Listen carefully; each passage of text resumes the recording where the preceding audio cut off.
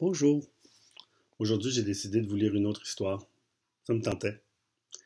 Là, c'est pas juste pour Luc ou Isabelle ou Mélanie, là. Ça peut être pour Édouard ou Éloi ou Bérénice ou Alice. Alors voilà, ça peut être pour qui on veut. Ça s'appelle Où s'est caché le sommeil. C'est une histoire exceptionnelle pour aller faire dodo. Ça a été écrit par Pierrette Dubé et ça a été illustré par Geneviève Godbout.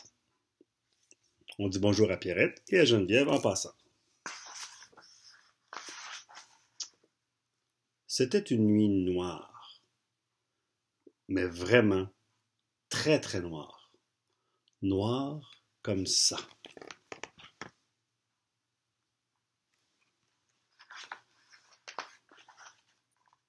Non, peut-être pas. Car même les nuits très noires ne sont pas si noires que ça. D'ailleurs, c'était l'hiver. Alors forcément, il y avait du blanc.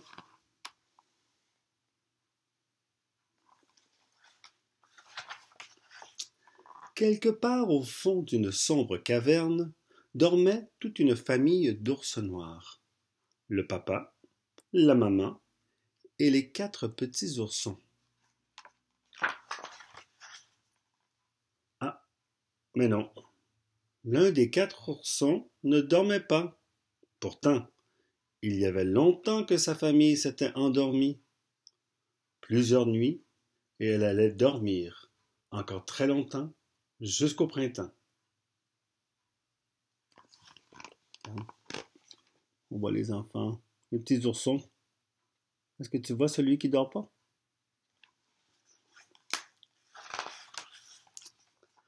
Le petit ours avait tout essayé. Se coucher d'un côté, puis de l'autre, sur le ventre, sur le dos, la tête en bas, les pieds en haut. Est-ce que tu fais ça, toi, des fois? Tantôt, il avait trop froid. Tantôt, il avait trop chaud. Ça lui piquait sous le bras. Ça lui piquait dans le dos. Il est en train de se gratter. Il s'était blotti contre son frère Henri. Mais le lit était vraiment trop petit.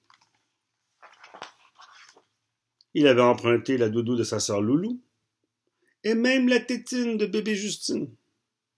Sans résultat. Le petit ours avait soif, il avait faim, il avait envie d'un câlin, il avait envie de faire pipi, envie de jouer, mais pas envie de rester couché. Le petit ours allait voir sa maman et lui murmura tout bas à l'oreille. « Maman, je ne dors pas. » « Allons, dit maman ours, ferme les yeux et tu finiras bien par trouver le sommeil. » Puis elle bâilla, se retourna et se rendormit aussitôt. Regarde, on voit la maman avec son petit bonnet. Alors c'est donc ça, pensa le petit ours noir. Le sommeil ne vient pas tout seul, il faut le trouver. Mais comment le chercher si on a les yeux fermés? Le petit ours se dit qu'il valait mieux garder l'œil ouvert et regarder partout.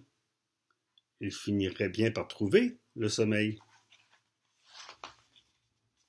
Il regarda sous le lit de ses sœurs et de son frère endormi. Le sommeil n'y était pas. Il n'était pas non plus aplati sous le tapis, ni caché sous les draps. Il est en train de trouver. Il cherche le sommeil. Penses-tu qu'il va le trouver? Découragé, le petit ours noir s'approcha de son papa, et comme il ronflait très fort, il lui cria à l'oreille « Papa, je ne dors pas !» Dans la cuisine, grogna le père ours, car il était en train de rêver qu'il cherchait la confiture de mûre pour se faire une tartine.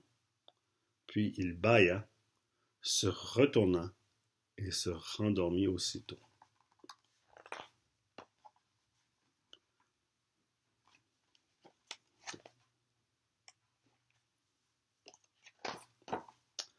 Pas la moindre trace du sommeil dans la cuisine, mais il faisait bon.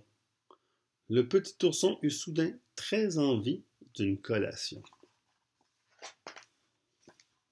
C'est là que son papa le vit lorsqu'il s'éveilla, affamé, pour manger la tartine dont il venait de rêver.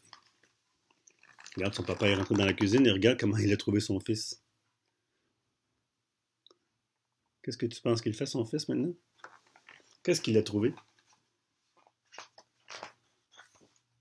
Le sommeil est un coquin, pas moyen de l'attraper. Mais dès que l'on cesse de le chercher, il finit par nous trouver. Il a souvent une histoire à raconter. Parfois, elle commence comme ça. C'était une nuit noire, mais vraiment très très noire. Et l'on s'endort avant qu'elle soit terminée. Bonne nuit.